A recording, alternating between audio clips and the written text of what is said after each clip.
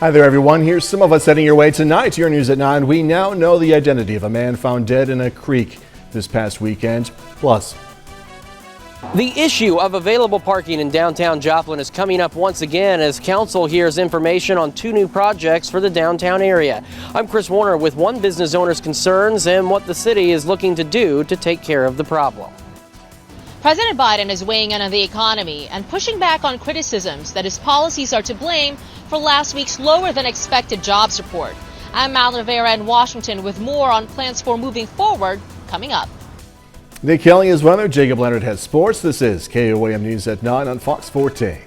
The 4 states' most watched news starts now. Thank you for joining us tonight. I'm Jordan Abbey. Authorities identify a man found in Tar Creek. Police with the Grand River Dam Authority identified the man as 24-year-old Casey Hampton of Miami.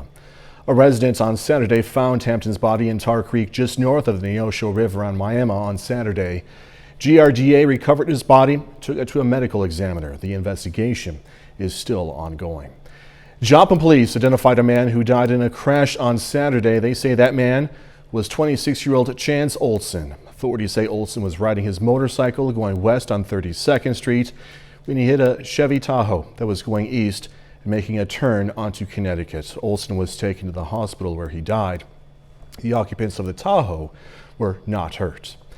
No injuries reported after this. Authorities say a Carl Junction school bus was rear-ended by a truck. Happened this afternoon near the intersection of Fleece Lane and Peace Church Avenue in Jasper County. According to the Missouri State Highway Patrol, the driver of the truck thought the gas pedal was the brake. Meteorologist Nick Kelly joining us now with the first look at the forecast. Bit of a chilly day today, Nick. I know, all the cloud cover and even the rain chances after they left Jordan didn't leave much wiggle room for temperatures to do any good warming up. We only started at 48, managed to hit only 57 this afternoon. Just shy of 1/10 of an inch, by the way, of official rainfall at Joplin Regional. At least we enjoyed a quiet evening, dry on the radar network right now, while we're still mostly cloudy up top after the rain pushed on through. But more moisture on the way means we're not done with our rain chances by a long shot. We're going to have to hold on to the cloud cover overnight with these rain chances sneaking back in tomorrow morning. And you can see, Jordan, highs in the 50s again. So we'll let you know when we'll finally get to warm back up here in a bit. Nick Kelly, thanks as always. Parking space in downtown Joplin could become a bit more difficult to find as the council discusses 2 new projects taking shape. KOAM's Chris Warner spoke with Joplin's mayor and a downtown business owner to find out more. Parking in downtown Joplin has been a hot-button topic for the past couple of years. Now, with council hearing possible plans for Memorial Hall and Project Launchpad at the former library building, one downtown business owner has new concerns about parking.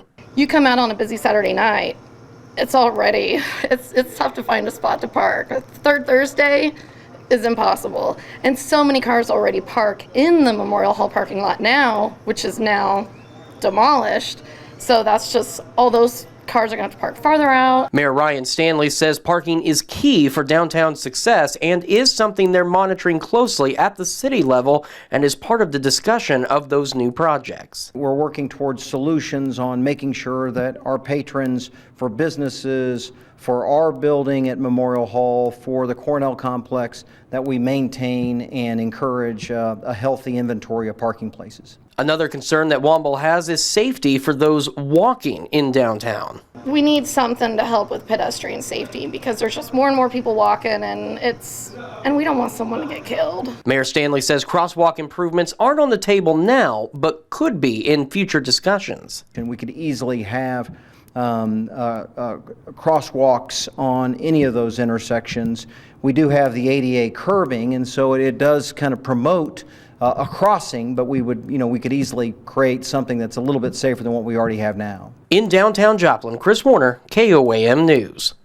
City Council held a work session tonight to discuss Memorial Hall and will hold another meeting tomorrow night to hear more details about Project Launchpad. And at that work session, City Council members reviewed a feasibility study for Memorial Hall. Study analyzed the potential costs of renovating Memorial Hall as well as the potential additional annex. For both scenarios, both a conservative and an aggressive cost estimate were given. I've heard from the community, and there's certainly one of the things that we hear a lot about at the city is the need for entertainment and amenities, and this would be a versatile space for the community to have, and something that could provide a lot of different opportunities for and a lot of different entertainment options. Study was completed by two companies called SFS Architects and Ballard King and Associates. The Humane Society of the United States releases its annual report highlighting 100 problem puppy sellers. The 2021 Horrible 100 report says Missouri tops the list with 21 puppy sellers. Kansas has 7 on the list. Locally in Neosho, a dog at J&K Puppies LLC and Puppy Travelers was found lethargic and with dried mucus around its nostrils. And dogs at Whispering Oaks Kennel in Coffeyville, Kansas were photographed in crowded enclosures. However, these businesses were not cited by the USDA. We have the complete Horrible 100 report on our website. See it right there, KOAMnewsnow.com. Arkansas Governor Asa Hutchinson says the state is ending its participation in the federal unemployment program that gives unemployed Americans an additional $300 a week. Governor cited a shortage of workers in his announcement. U.S. Chamber of Commerce has also called for an end to the program, which runs through early September.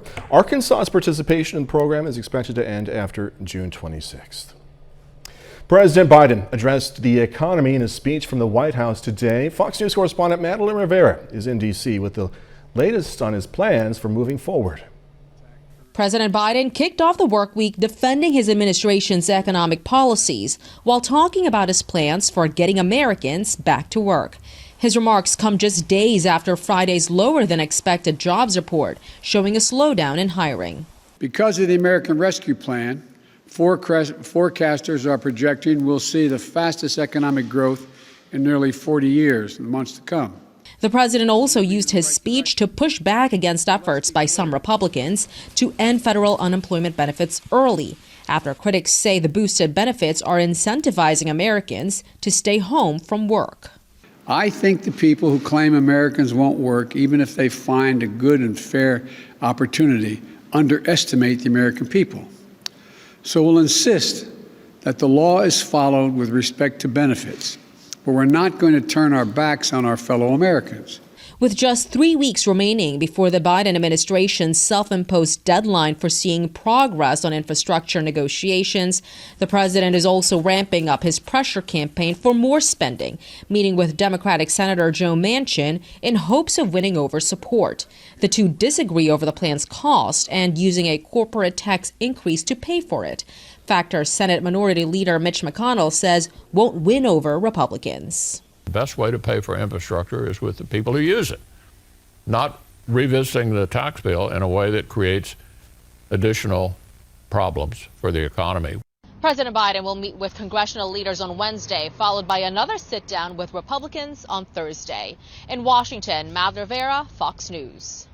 KOAM News at 9 on Fox 14 takes this time now to honor one of our four state heroes, Jack Carey, served in the U.S. Army from 1943 to 46. Native of Grove, Oklahoma, Carey received a Purple Heart, also a Bronze Star. We are proud to thank Private First Class Jack Carey. He's tonight's four-state hero. Nick is next with a complete look at the forecast. And a bit later, two of the hottest teams in Southeast Kansas meeting tonight in Fort Scott. Going to have highlights in sports.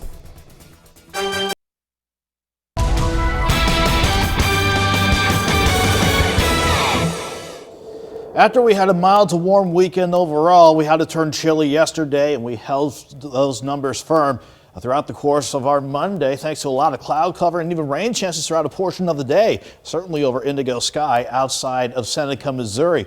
How did it impact temperatures? Well, we started out Sunday morning before 6 a.m. If you remember, mid-70s was the warmest we were before when you hit sunrise. Then once that cold front rolled on through behind the thunderstorms, we spent Sunday afternoon in the 50s. Upper 40s this morning, and at least we made a rebound back into the middle to upper 50s this afternoon.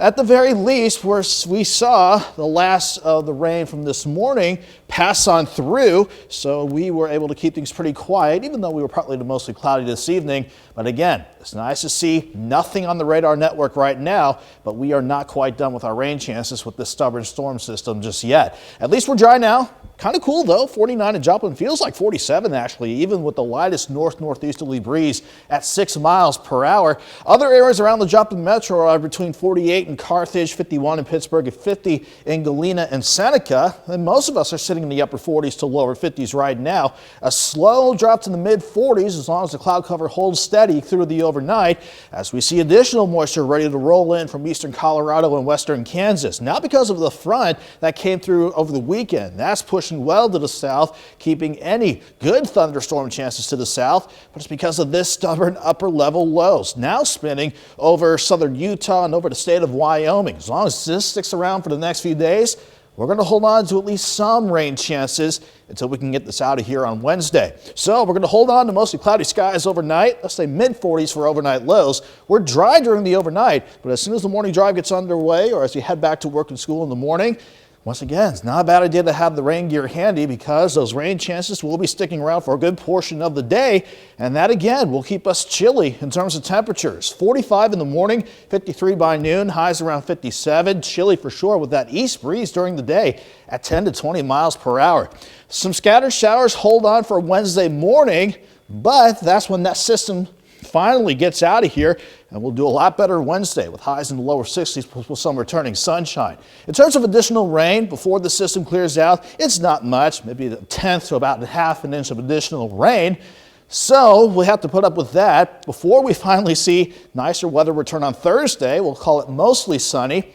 Friday, a weak wave with a returning warm front might want to give us a few showers Friday afternoon, but we got to keep an eye on this upper low. This is still fitting well with Doug's pattern. That means thunderstorm chances for Saturday, and as we go into early next week, especially Sunday and Monday, that could be our next severe threat that we'll have to keep an eye on. But at least temperatures, even by early next week, they head in the right direction. 57 tomorrow, 61 Wednesday, mid-60s Thursday, 70 on Friday.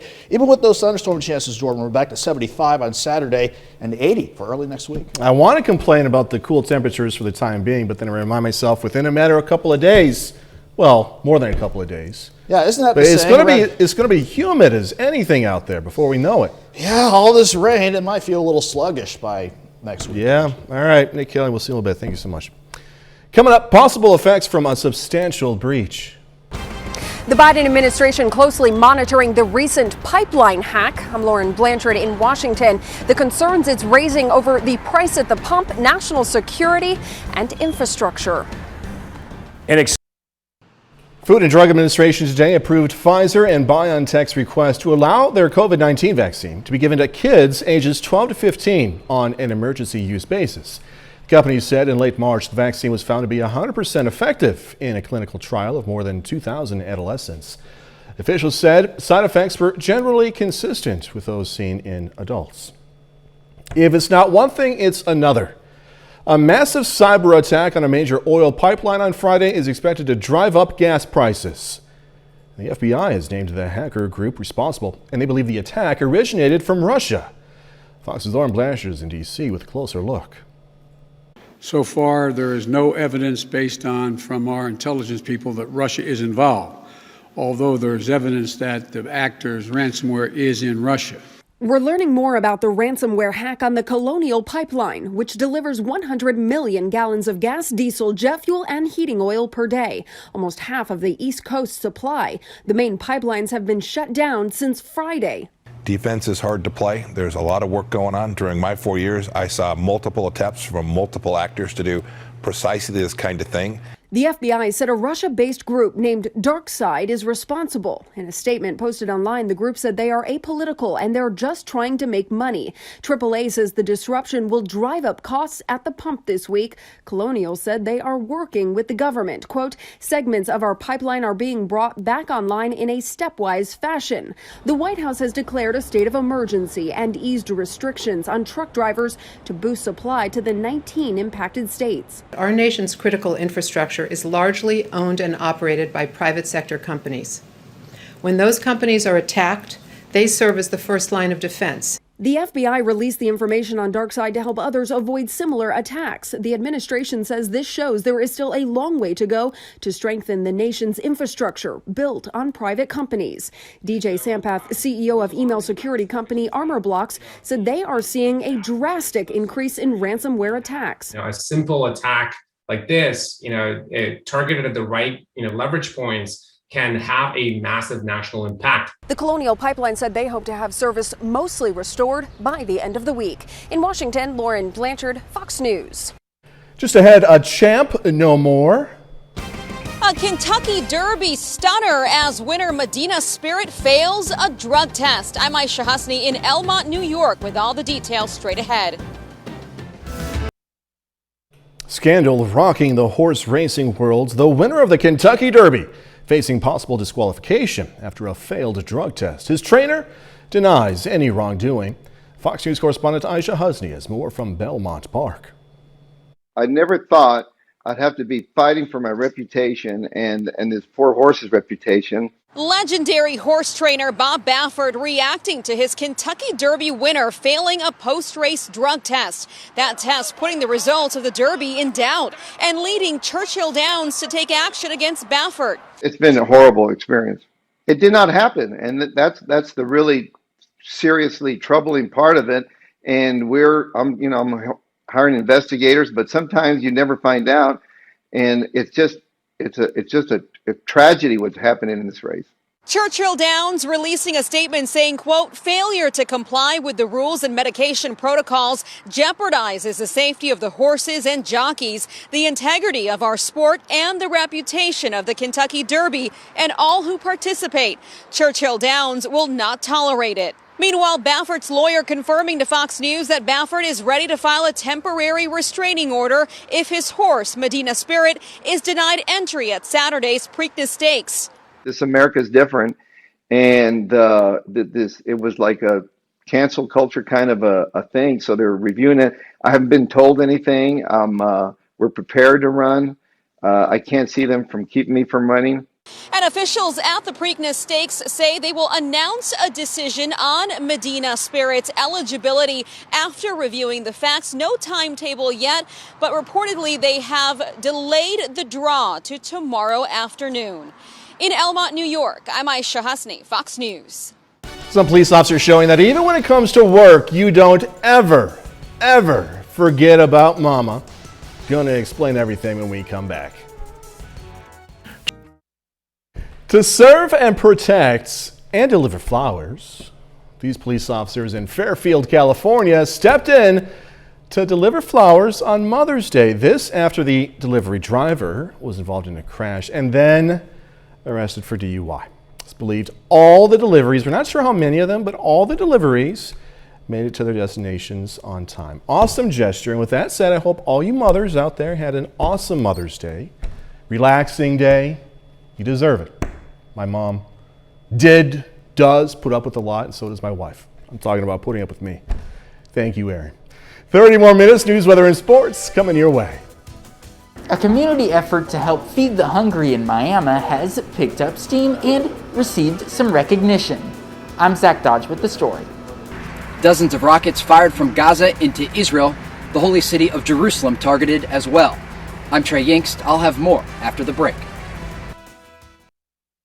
In February, we told you about a local woman and a restaurant owner who started a giving wall where customers can pay for meals for those in need. Now, only a few months later, the idea has expanded and the state has taken notice. KOAM Zach Dodge has this story.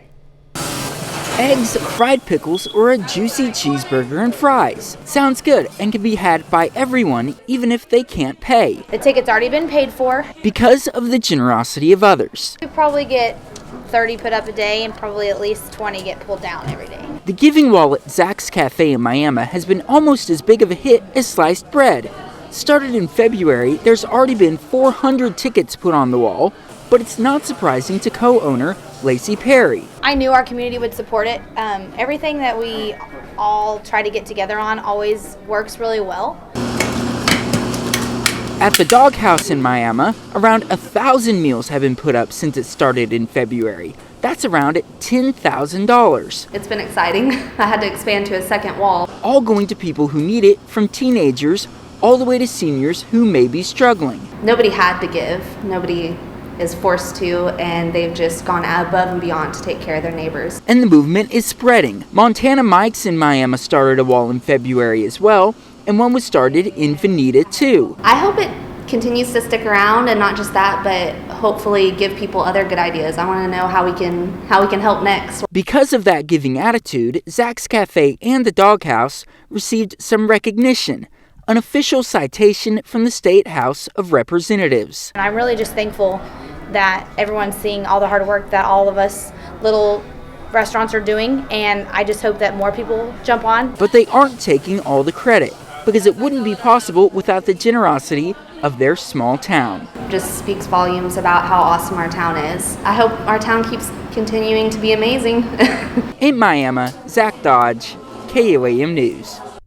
Barry and White say they've received donations from people all over the country and even people in Australia and Germany.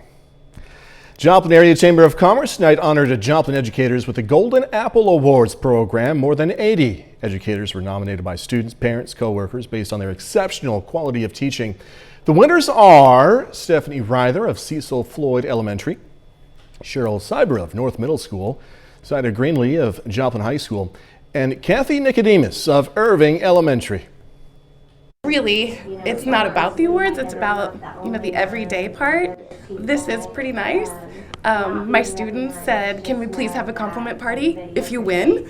So they're more interested in that part, but it really is nice to be recognized, especially a year like this where everyone has been doing things differently. Big thank you to all teachers. This was the 36th annual Golden Apple Awards program. COVID-19 vaccine and the military. Fox News' Jennifer Griffin reports on how the majority of military families feel about the vaccine right now, in a way, and how the U.S. government could force military members to get vaccinated. Charles Eggleston served 16 and a half years in the Army, 3.5 at Walter Reed after being hit by a roadside bomb on his third tour in Iraq. I've had all kinds of vaccines. I definitely wasn't trying to die from sheer stupidity from not taking a shot. He was among the original Walter Reed whistleblowers who alerted the world to the black mold that was harming injured vets returning from Iraq and Afghanistan. His mission now, fighting vaccine hesitancy among troops and veterans. It's not even apprehension. It's pretty much stupidity. Because if you see people dying in other countries begging to have this device so they can live another day or live another year, whatever the case is, you should be on board. Eggleston got the Pfizer shot, but his mother, Rebecca, died less than 2 months ago waiting for hers, infected by an unvaccinated nurse at her retirement home in Virginia Beach. She was just waiting for them to give her the shot. And she contracted it from her nurse. She basically infected half a dozen folks before they infected another dozen folks. The military is barred from ordering troops to get a vaccine that only has emergency use authorization.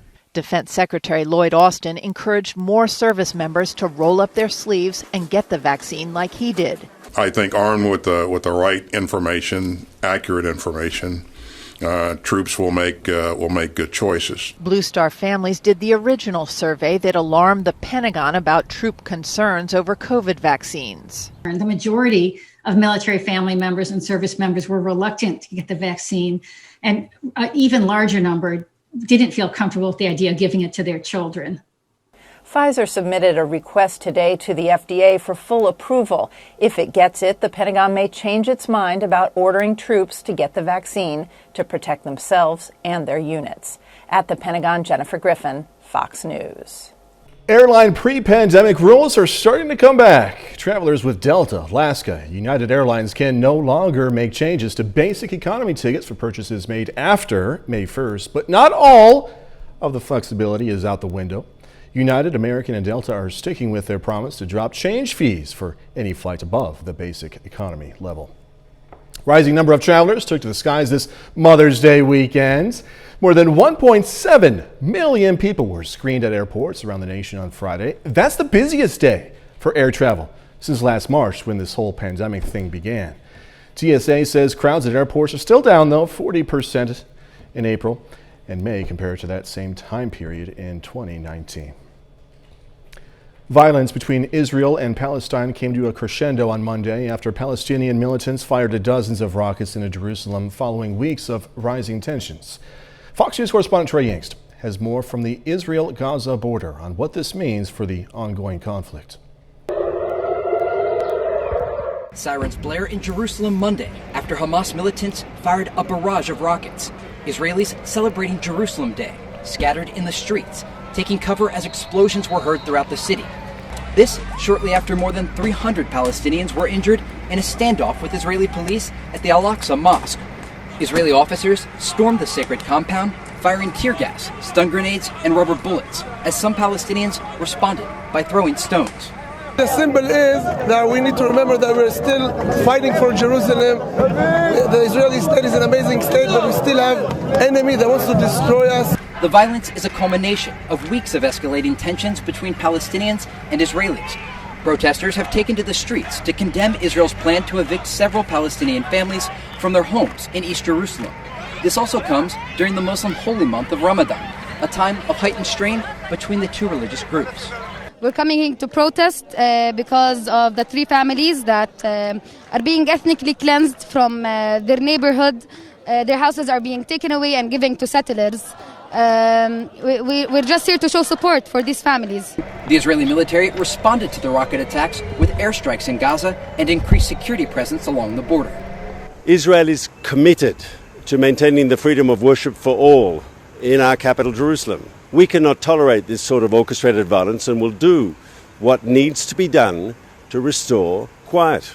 Prime Minister Benjamin Netanyahu says that Israel will respond with great force and the conflict could last for several days. Along the Israel-Gaza border, Trey Yingst, Fox News. A bit later, breaking down food labels. A new study shows many of us misunderstand the date labels on the food we buy. I'm Elise Preston with what the labels tell us about when a product may still be okay to eat and when it's time to toss it. Drive it.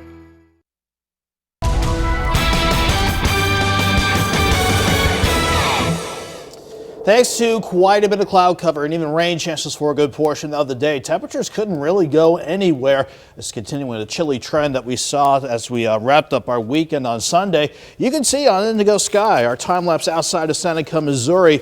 And it was nice to see some sun late in the day, but that was not how the day looked as we started things out. A lot of cloud cover, rain over the casino grounds. Again, cloud cover and rain chances. That kept temperatures quite chilly. After we saw Sunday's early morning highs in the lower to middle 70s, we went from 61 Sunday morning to the 50s all afternoon long, upper 40s this morning, but at least we made a rebound to 57 at Joplin Regional this afternoon. You can see how we started the day out with mainly cloud cover and just a band of scattered showers. Thankfully, no thunderstorms, nothing severe. We weren't expecting that to get this new work week and school week underway, and at least it's nice for the time being that underneath mostly cloudy skies, we're not seeing anything right now in terms of rain on the radar network, but we're not quite done with our rain chances just yet. Again, though, enjoying that nice respite from the rain, even though it's turning a bit cool outside. 49 in Joplin feels like 47 with that northerly breeze at 6 miles per hour. Most spots outside of Joplin, generally in the upper 40s to lower 50s,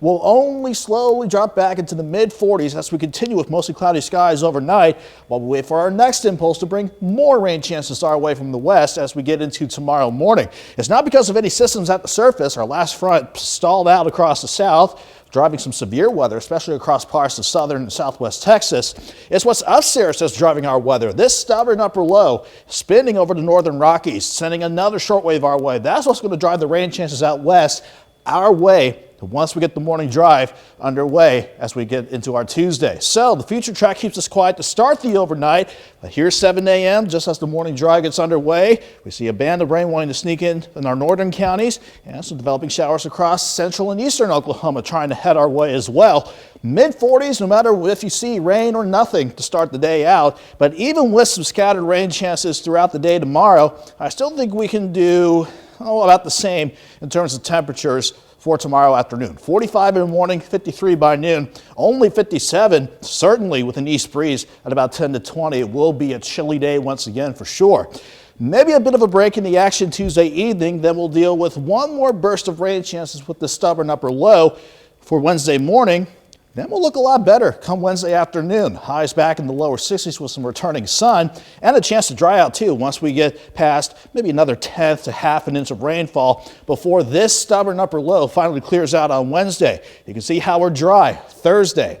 Maybe a couple showers on Friday with an advancing warm front and a subtle wave riding along the jet. But this upper low out west, we need to watch that because that only could bring storms on Saturday, but potentially our next severe threat by Sunday and Monday. Rain or shine, though, temperatures trending in the right direction, thankfully. 57 tomorrow, 61 Wednesday, 64 Thursday, 70 on Friday.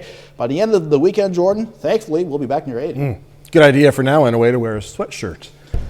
Yeah, anything you can to keep warm on a chilly May night, hard to say. Nick Kelly, thank you. Coming up in sports, two of the hottest teams in Southeast Kansas meeting tonight with Fort Scott hosting Frontenac. Plus, Pittsburg State Gorillas preparing to host Washburn in the first round of the MIAA tournament. Jacob Leonard has the story next.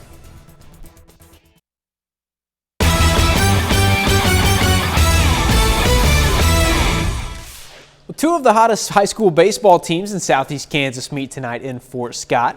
The hometown Tigers welcome in the Frontenac Raiders. Fort Scott has won 10 of their last 11, while Frontenac has won 8 of 10. In the first inning, Cal Cousins fights it off into right center. Luke Bradbury comes in from second. Tigers up 1 after the first. Now in the second, they get another. Dryden Cousins pulls it into right. Caden Young comes home.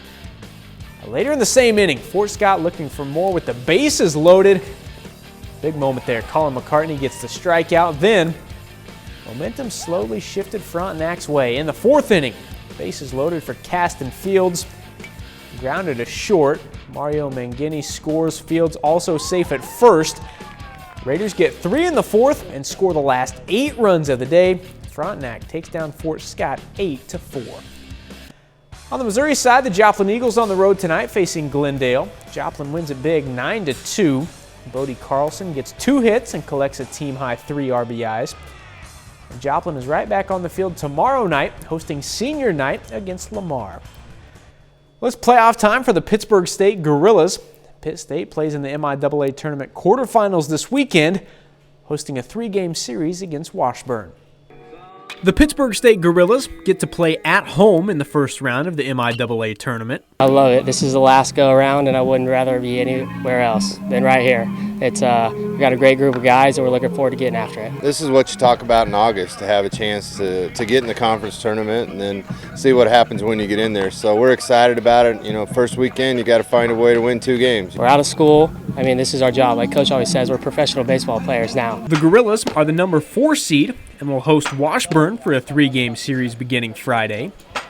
Pitt State was 2-2 against Washburn in the regular season. They beat us 2 out of 3 here. I think it was the second or third week of the year and played really well. Everybody's going to play good baseball. This conference is really good, and if you don't hook up every weekend, you're going to be in trouble. PSU has won 10 of 13 heading into the postseason. They're hoping to carry that momentum to an MIAA tournament championship, but first, they need it to carry them past this first series. Everybody wants to get to that next weekend and to a regional and everything, so we know we got our work cut out for us. You know, it means the world to us. We put in a lot of work in the off season, and obviously during the season it's grind. 40 games is a lot of games, even though we had 10 cut from last year. It's a grind, and we'd love to go get that championship. There's 8 really good teams. I really believe that. I think anybody this weekend, somebody's not going to show up in Joplin that's a top 4 seed is my belief. I just don't want it to be us. Pitt State's first game against Washburn will be Friday evening at 6. The game 2 will be Saturday, and if necessary, they'll play the 3rd game on Sunday. That's a look at sports. We're back with more news after this. If you've ever read those best if used by and used by labels at the grocery store and you scratched your head, you're not alone. A recent study showed that the vast majority of shoppers misinterpret those food-to-date labels. Reporter Elise Preston breaks down the labeling mystery and what it means for your wallet and your health.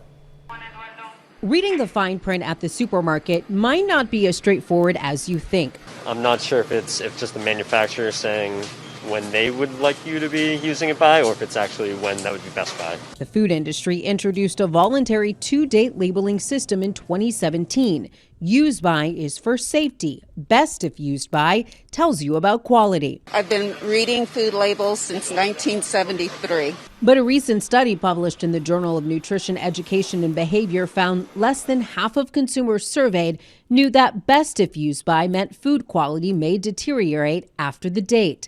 And only about a quarter knew that used by meant the food is unsafe to eat after that point. Catherine Turvey is one of the study's authors. Despite using the labels frequently, many people didn't understand the labels fully.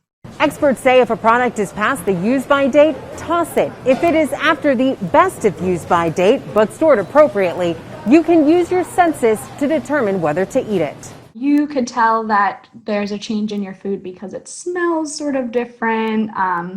It doesn't have, say it's chips, it doesn't have that crunch that you're looking for. Turvey says understanding the labels will help avoid consuming bad food and reduce food and financial waste. When we waste food, we waste all of the resources that went into producing the food, transporting the food, storing the food, and waste food that could have been used to feed people. Experts say a federal labeling standard could reduce the confusion.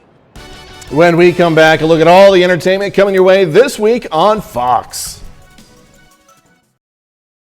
Fox TV brings all new episodes of dramas, comedies, and those competition shows too this week. Here's a preview with Fox's Ashley Dvorkin. It's time for the Masked Singer quarterfinals. Here's what's hot on Fox. I wonder how many dumb treasure hunt calls we're going to get today. First on Monday, 911 has a treasure hunt for the 118 when a famous mystery writer dies. Then on 911 Lone Star, Owen becomes the prime suspect in the serial arsonist case. Nothing will ever be the same. The Resident is all new and it's Nick's baby shower. Plus, there's exciting news for both Rose and for AJ, aka Raptor. Then, with only 2 episodes left in this season of Prodigal Son, the search for the surgeon intensifies, and a determined Malcolm is not backing down. Got me goosebumps all over my body. And then there were 5 Wednesday on The Masked Singer. The quarterfinals bring the remaining contestants one step closer to that golden mask trophy. That's followed by the amazing mystery performers on Game of Talents. Barbie girl Is correct! Thursday starts with the musical guessing game Name That Tune. Then the comedy of Last Man Standing, including Ed trying to get Chuck and Joe to a musical. And the night rounds out with Robert Smigel's puppet-filled satirical comedy Let's Be Real. Friday, it's the unpredictable in-the-ring action of WWE Friday Night SmackDown. Sunday has animation domination and the following week 2 big finales. We'll have more on all as the hit series continue right here on Fox. In Hollywood, Ashley Dvorkin, Fox News. That's our time for tonight. Thanks so much for joining us. Going to leave you with video of a couple of cats who befriended a cow. Be safe. Do this all again tomorrow. See you then.